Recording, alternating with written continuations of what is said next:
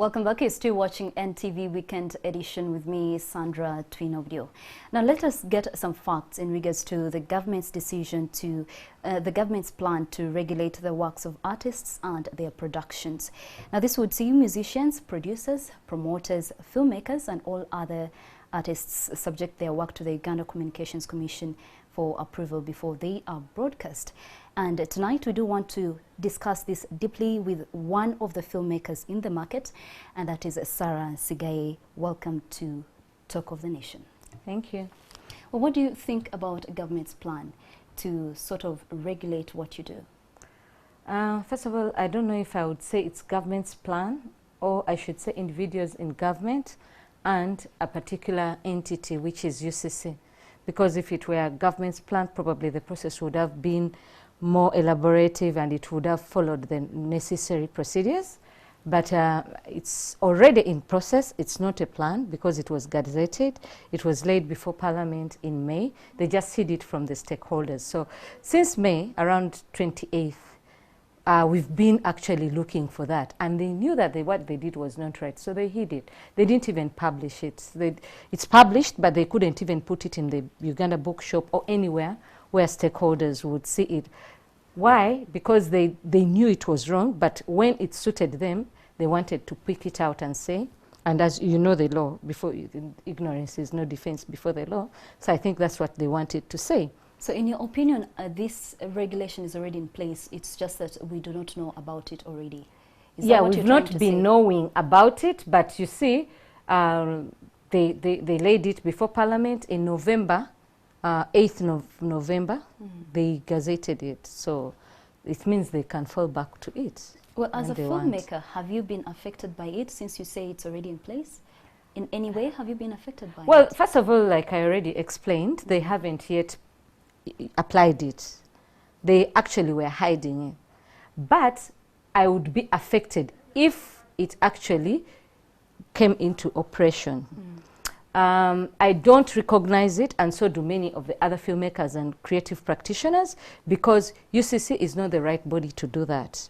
UCC got past that, premising it on Article 37 of the 2013 UCC Act. And the 2013 UCC Act came into existence because UCC initially used to be the Uganda Broadcasting Council, and it came together with the communication. So they came to regulate the communication capacity and the broadcasting capacity. And that's where their mandate is, in communication and broadcasting.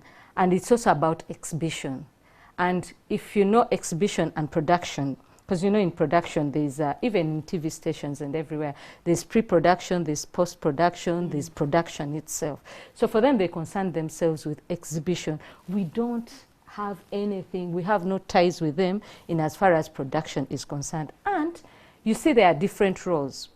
And they didn't even consult the necessary bodies. If you want, you go as NTV and ask USRB, did they take part in this? Because the copyright law, Neighboring and Copyright Act of 2006 and later 2010, provides for actually the production process, the creation, even the exhibition, but it doesn't go to where UCC does. So if there were any problems or if there were any gaps that UCC felt needed to be handled, then the relevant place to go to would have been the copyright, USRB, or the mother ministry, which is the Ministry of Gender, Labour and Social Development, the Department of Culture.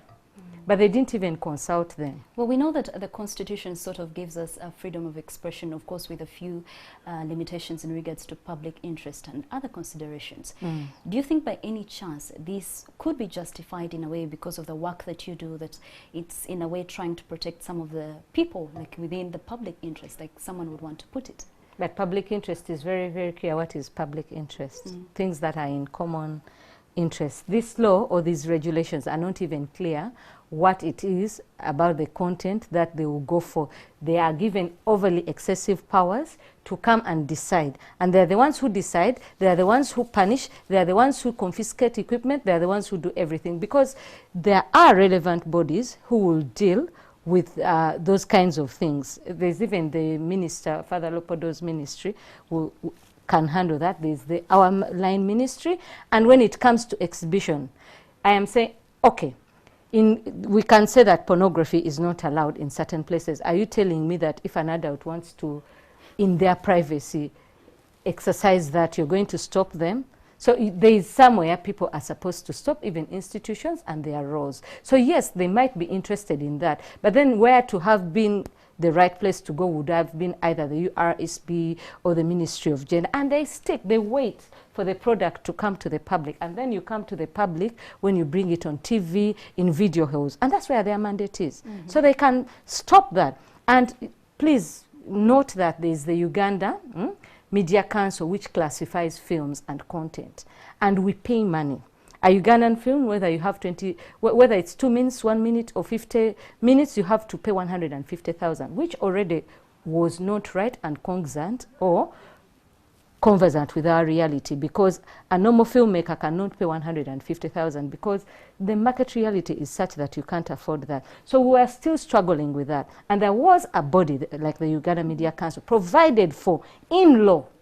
And then they are supposed to do that, and then Uganda Media Broadcasting Council goes behind them to pass that law. What is the meaning of that? Well, that's duplication of roles, actually. Well, in case, let's just say you had an opportunity to sort of interface with the government, how would you rather the government deals with the situation, considering that all the two parties probably have some interests?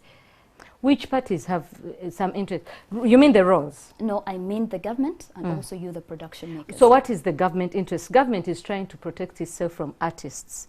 And they have been doing it systematically. They started with the media. And when they tried to suppress the media, they had today the media, even when I say government, you actually freeze a bit. Who? Me? You. No. Hey, because now if I say something, they might come and ask you questions. No, they don't. And the media houses have started to self-regulate. You understand? Why? Because they will take away the license. You may not, but the owner has a concern of, if they take away the license, what will I do? So Uganda Broadcasting Council has played that role very well, or Uganda Communication Commission. But how are they going to regulate a person like Sarah, who does a film and puts it on YouTube? They are going to ask you for $8,100, not even shillings. So in Ugandan market reality, who is going to give you $8,100 to have a YouTube channel? Does that make economic sense? What's the motive?